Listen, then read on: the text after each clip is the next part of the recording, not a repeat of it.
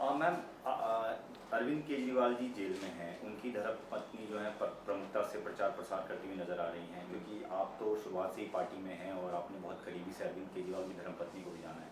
सुनीता केजरीवाल आतिशी की नज़रों में किस तरह की शख्सियत है? देखिए, सबसे पहले हमें याद करना है कि सुनीता केजरीवाल जी सिर्फ अरविंद केजरीवाल जी की पत्नी नहीं है। सुनीता केजरीवाल जी एक IRS ऑफिसर हैं। सुनीता केजरीवाल जी ने वॉलंटरी रिटायरमेंट लिया एक सीनियर IRS ऑफिशियल की पोस्ट से।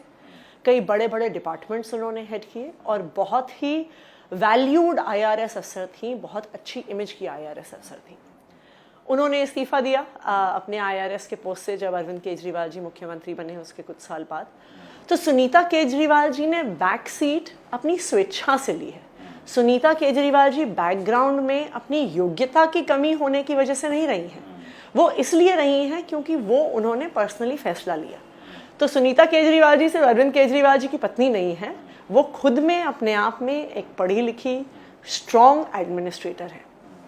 सुनीता जी, जब अरविंद जी बाहर थे, जेल में नहीं थे और जब मुख्यमंत्री थे, तब भी आपकी उनसे मुलाकात होती रही होगी, तो क्या वो आपको कोई सजेशन देती थी या आपसे कुछ किसी बारे में सलाह देती थी या कुछ आपकी कोई किस्सा? देखिए सुनीता केजरीवाल जी कभी भी राजनीति में इन्वॉल्व नहीं हुई।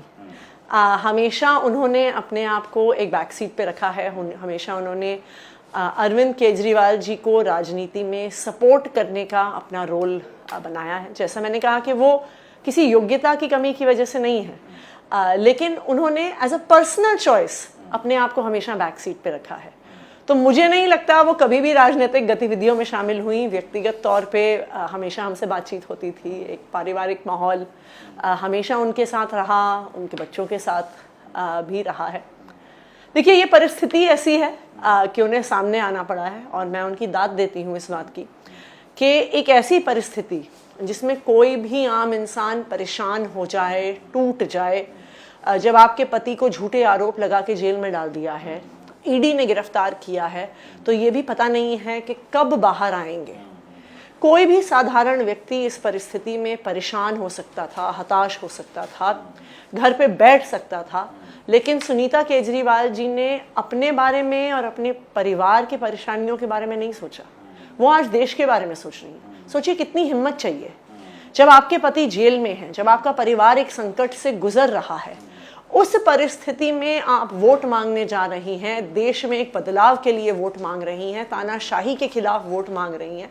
मुझे लगता है कि ये इसके लिए बहुत हिम्मत चाहिए।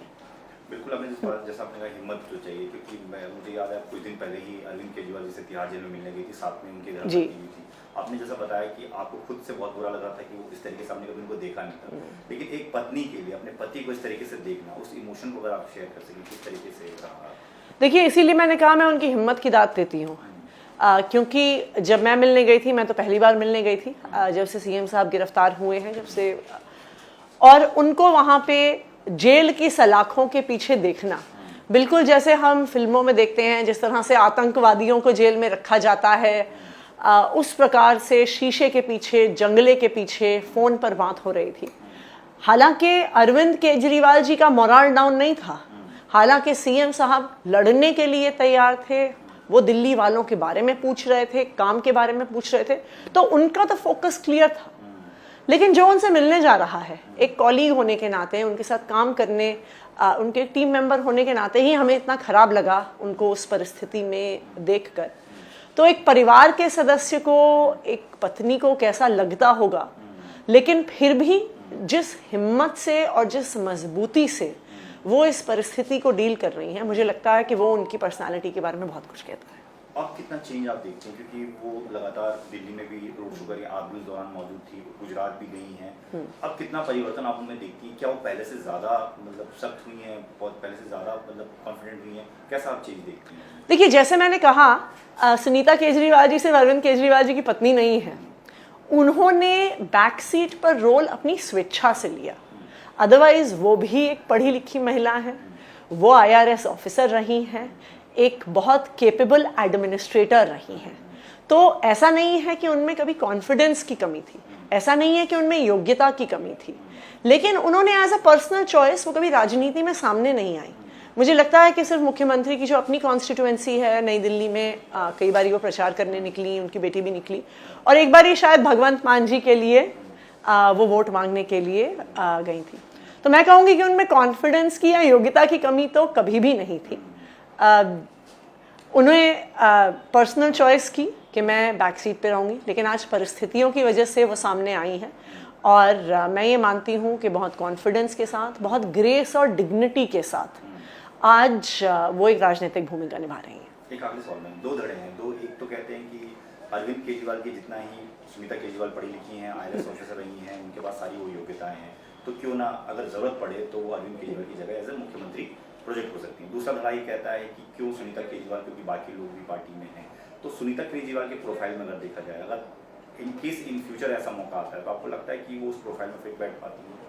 देखिए, हम तो ये बात पहले दिन से कह रहे हैं, अरविंद केजरीवाल जी की गिरफ्तारी से पहले भी कह रहे हैं, गिरफ्तारी के दिन भी हमने ये बात करी थी, और आज भी आम आदमी पार्टी और दिल्ली के लोग इस बात के बारे में स्पष्ट हैं कि अरविंद केजरीवाल जी दिल्ली के मुख्यमंत्री थे, दिल्ली के मुख्यमंत्री हैं और दिल्ली के मुख्यमंत्री रहेंगे। तो इस बात का स्पेकुलेशन का कोई सवाल ही नहीं है। देखिए, लोकतंत्र में जनादेश सबसे बड़ी चीज होती है। दिल्ली की जनता ने अरविंद केजरीवाल जी को जनादेश दिया है। कुछ ही दिन पहले जब हमने भी पब्लिक के बीच में जाके हजारों लाखों लोग से बात की, तो दिल्ली की पब्लिक भी यही कहती है कि चाहे जेल से चलानी पड़े सरकार, लेकिन अरविंद केजरीवाल जी को इस्तीफा नहीं देना। आज भी आप दिल्ली की सड़कों पे जाइए तो आपको लोग मिलेंगे पूछते हुए कि केजरीवाल जी कब बाहर आएंगे, केजरीवाल जी कब बाहर आएंगे। दिल्ली के लोग अरविंद केजरीवाल जी को ही दिल्ली का मुख्यमंत्री रखना चाहते हैं। ये जनादेश है उनका, ये प्यार है उनका। तो मुझे लगता है कि चाहे मीडिया हो, चाहे आम आदमी पार्टी हो, हम नहीं डिसाइड कर सकते हैं। डिसाइड तो दिल्ली के लोगों को करना है। लोकतंत्र में जनादेश सबसे बड़ी चीज होती है, और दिल्ली के लोगों का प्यार, दिल्ली के लोगों का जनादेश अरविंद केजरीवाल जी के साथ है।